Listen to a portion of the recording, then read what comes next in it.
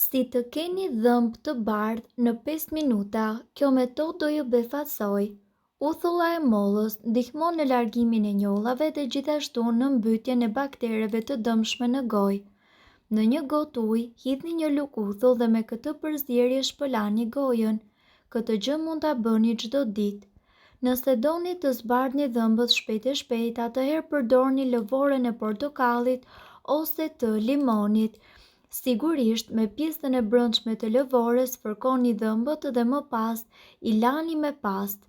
Këtë procedurë duhet ta përsërisni disa herë në ditë. Dhëmbët do t'i keni të bardhë edhe nëse i shpëlani me përzierjen e gjetheve të dafinës dhe lëvorës së portokallit.